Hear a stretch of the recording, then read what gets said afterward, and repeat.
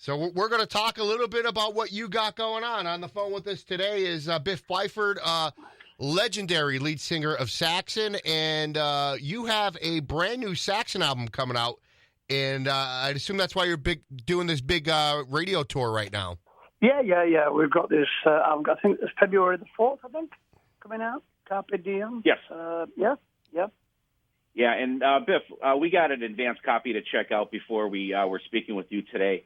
And I've listened to it probably 4 or 5 times. It is fantastic. And I just got to tell you, you guys are one of my favorite bands. I've been, a fan of you guys since probably '84. And you guys are just so consistently, I think, getting better. The riffs are great. You guys are working with Andy Sneap. And that, can you, tell us a little bit about that, working with Andy? You guys, Sacrifice album in 2013, you hooked up with Andy. That's got to be awesome working with him. Yeah. I mean, we have a good team together for the albums, and we have had a good team, for quite some time. But yeah, Andy came on board in 2014, 13 actually. So yeah, I mean, he's a great engineer, great guitarist, and he knows how to produce the right sounds for us. So me and him work quite closely together with everything to do with the albums. So,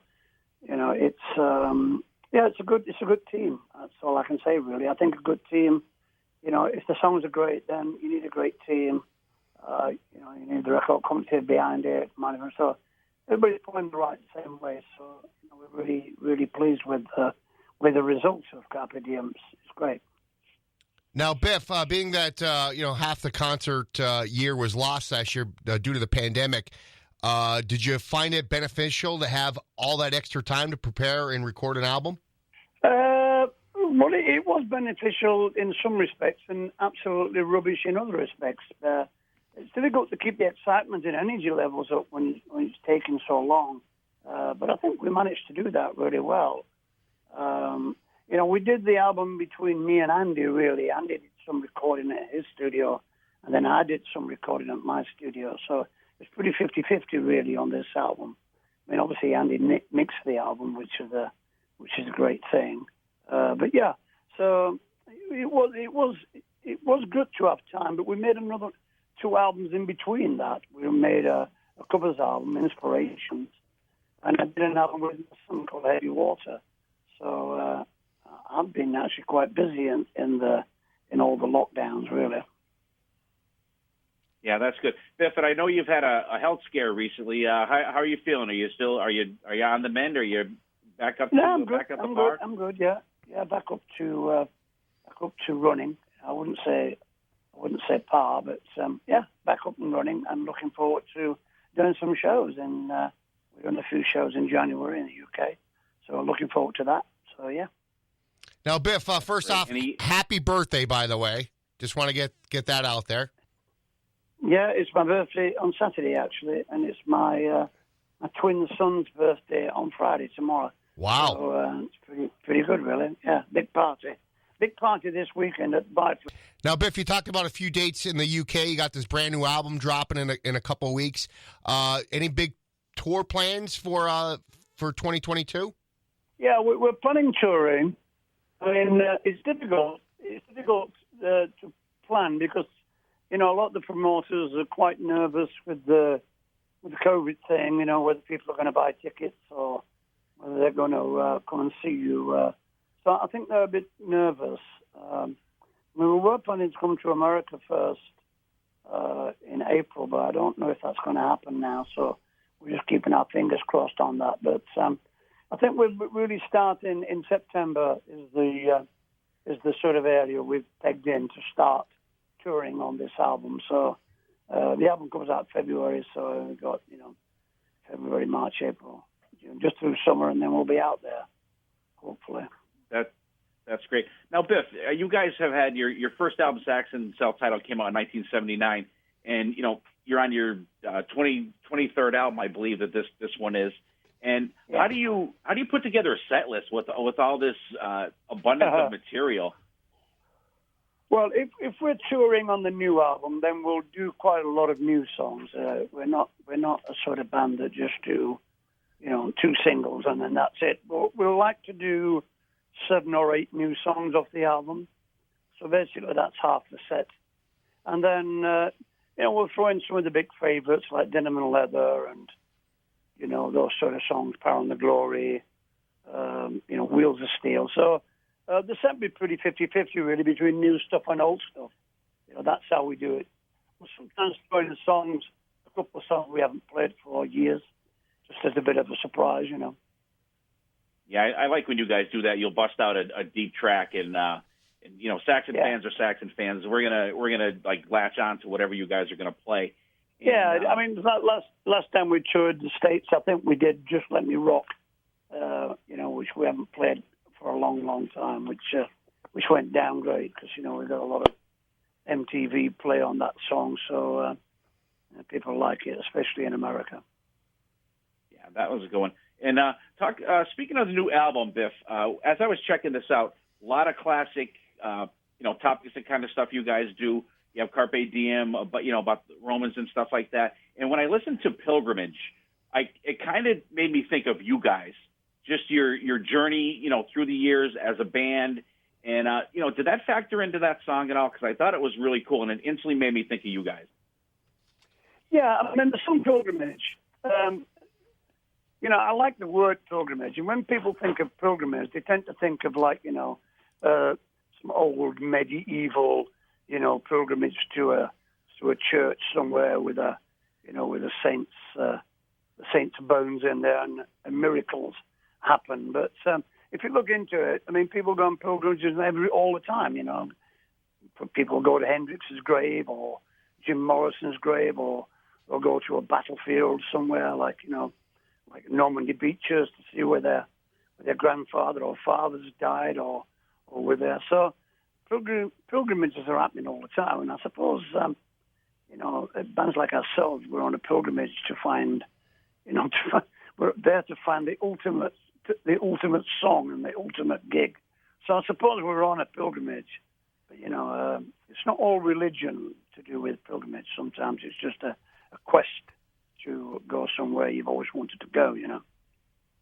Yeah, that was definitely something that entered my mind there, and I like how you guys are just so. I won't say all over the place, but the topics you guys have, like Dam Busters, I was like, I literally was just reading about the Dam Busters in World War II like 2 weeks ago, and I'm like, holy crap, that's a song that these guys have now. I just like the difference of topics and historical stuff you guys do. When you wrote Dam Busters, was that did you watch a movie or a book or just did it just pop in? Well, I was born in the 50s, so all that sort of war things, all those stories, and, we had like what they call comics back in the day. And, all the sort of cartoons in there were based on, what happened in the war, basically. So I was brought up through that, knowing about Dam Busters and, going to see the films. I think there was a film made in the 50s about it, which is quite a famous film. It's a bit of it's a story about the guys that went out there. A lot of them didn't come back, so it's just one of those war stories of young men giving their lives to go out there and do some really wacky thing with a bouncing bomb. Some scientists had a mad idea, and it ended up coming into reality, and that's what Dam Busters is about. Now, Biff, going into this album, you had a long time to work on it with COVID and, of course, with some health issues. Did you find yourself with too many songs for the album that you had to leave on the cutting room floor? Not a lot, actually. Not a lot. I took quite a lot of time, choosing titles and lyrics and things and melodies. So the songs were going backwards and forwards quite a bit, being rearranged to fit in my ideas when I finally get down to doing the melodies and the hooks and everything and the choruses. So yeah, it gave me more time to think about things. Definitely, and I don't think if it had been a COVID problem, I probably would have come up with songs like Pilgrimage or obviously Remember the Fallen, which is about COVID. So, yeah, I mean, in some respect, I used it. I used COVID for, a chance to get more inspiration, if you know what I mean. Yeah. Well, there's one thing Saxon never lacked, and that was putting out new music. You guys always seem to be in the studio. I think the longest break we got was like a 3-year break. But, I mean, even your last album came out in 2021. Yeah, I mean, we're always working. This is the thing, we're happiest when we're working. And the thing is, I'm a bit of a lunatic. I suppose I'm a bit of a slave driver, really. I'm always asking the boys to come up with set ideas, saying, okay, we finished that one. Let's have a break and let's start on the next one. So I'm always sort of, wanting to create new things, really. That's what I'm like. So my drive is very, very high. I mean, being ill didn't really stop me, if you know what I mean. I just had a little bit of a rest for a while and then got straight back on it. Now, Biff, going back to the classic albums, is there any thoughts or anything about putting together deluxe editions of any of those early albums? Well, the albums are all basically all in one place now because we sold our sort of catalogue a while ago. So I think there are plans to put out sort of box sets and all sorts of different things. So people just have to keep their eyes open for that. But I think there will be some stuff coming out. I mean, they're not really allowed to put anything out while we've got a new album coming out. So I think when this one sort of had its run, then I think you'll probably see some of the older stuff coming out, being repackaged, maybe remixed again and things like that. And Biff, kind of in that vein, you guys are a fantastic live band. And I got to tell you the truth, you guys were a band that I never, ever thought I would get to see live. And I've seen you guys 3 times now. And I'm just, thankful I was able to, because it always seemed like that you guys, didn't hit the States a lot, like back in the, in the mid 80s and stuff. And I was just thankful to finally get to see you guys live. Well, we haven't been for 2 years, but nobody has they? We did some good packages. We did some shows with Motorhead. We did some shows with Judas Priest. We did some shows with UFO, and we're pretty much ready to start doing a bit bigger headline shows. But obviously, COVID came along, so so we'll have to see what happens. I mean, I think we're much stronger now in America than we have been in the last sort of 10 years. So I think we have a lot more fans now that are more aware that we're still around, and are buying into our new albums. So we're looking forward to touring, definitely. Yeah, Biff, and you guys, your band lineup has been stable for a long time now. You guys, I think, really gel together, and it seems you can tell this on stage, your camaraderie. Can you speak to that a little bit of just how everybody's getting along, how everybody else is doing with all the COVID stuff? Yeah, well we're friends, and it's we talk to each other all the time. I was talking to Nigel and Doug like an hour ago about different things, touring and things. So I think we've been friends for a long time, and we know each other's little foibles and little problems, and not to push things too far. So we can live together in a very sort of closed environment, which is what touring is really. In a bus or on a plane or waiting somewhere. We're very good friends, and everybody has a great sense of humor. So we just have a great laugh. It's like being on the road with your best friends, really. Now, Biff, any band members or yourself thinking about maybe doing a video documentary or putting out a book? But there is talk of a book coming out, but everything with the lockdown stopped, really.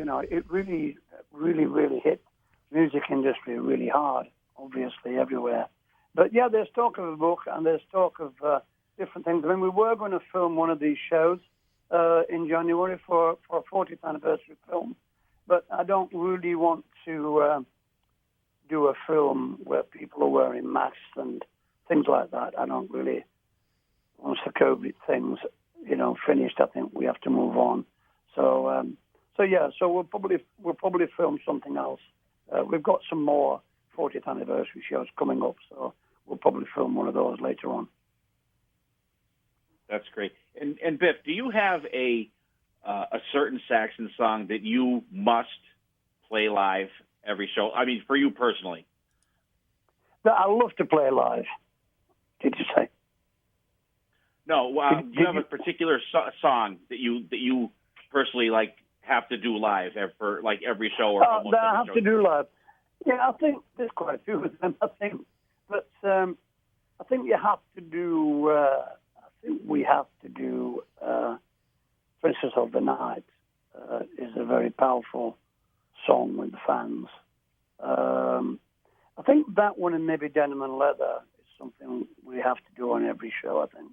That's great. And did you guys record any of this album together, or was it just pretty much sending stuff back and forth to with each other? Well, we wrote the album before. We actually wrote the music, basic music, and my basic melody, the lyric ideas before COVID. So we rehearsed the tracks in the studio, basically before I did my solo album. So it's been around quite a long time. Well, Nigel went to Germany with Nibs to do the drums, so they were together. And then Paul and Doug went to Andy's to do the guitars, and then they came to mine, and then we did some more guitars here.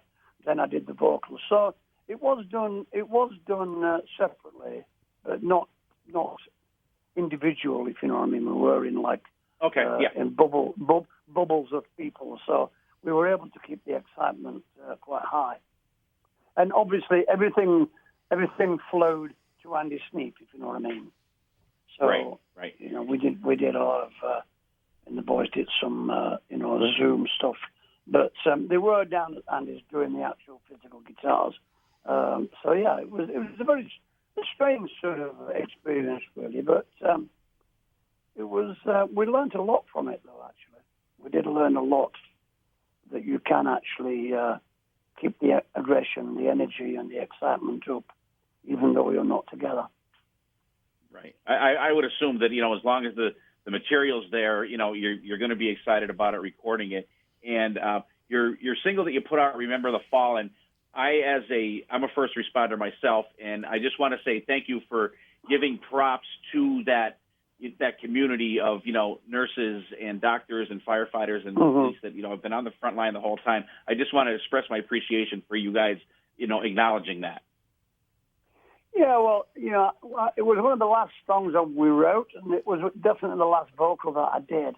And I was in two minds: should I put it out or should I do it? It's quite controversial in some areas. All this COVID thing. So I stayed away from the vaccination side of things and just basically sang the song about people that have died too early in 99.9 cases, and a lot of people caught it and didn't even realize, that it was that serious. So I just think it's a song about the people that have gone, really, and to remember them, I suppose. That's what the song's about. Biff, for your birthday this weekend, what's the big plans? I should probably go for an Italian with the wife. I mean, the sort of grown-up kids are all here, with their partners. So we'll have quite a big dinner at home on Friday for my twins' birthday. And then on Saturday, it'll probably just be a quiet birthday. Get to open a few presents. Very, very nice. Socks and a scarf or something like that. I don't think anybody's buying me a Porsche or a new guitar. Both of them would be really nice. Now, we talked a little bit about touring. any looking? Are you guys looking at joining any festivals in the next year and a half, 2 years? Hopping on a festival? Well, we've got festivals in Europe booked in. I don't know about anywhere else. Would be nice to play some festivals, but it's just one of them things, really. So yeah, just ignore the beeping. Yeah. So yeah, we're always looking at plans. We have festivals in summer in Europe. I don't know if we've got anything anywhere else, but that's the plan. All right, Biff. We appreciate you spending some time with us today. Carpe Diem coming out on February 4th, brand new album from Saxon. Biff, thank you so much. I appreciate it. It's an honor and a privilege to be able to, just bend your ear for a little bit here. And, I just want to say thank you. Yeah, it's a pleasure. You know me, I love talking. And, singers do, don't they? I'm not singing, so I have to talk instead. But yeah, Carpe Diem, it's Latin for seize the day, so I think that's what everybody needs to do, seize the day. So see you all real soon, yeah. I probably would have did a lot better in high school if they used heavy metal to teach Latin. I probably would have did a lot better in that class. Probably, yeah. All right, Biff, thank you so much. Looking forward to the new album. Yeah, see you later. Bye. Bye-bye. Thank you. Stay safe. Bye. Bye.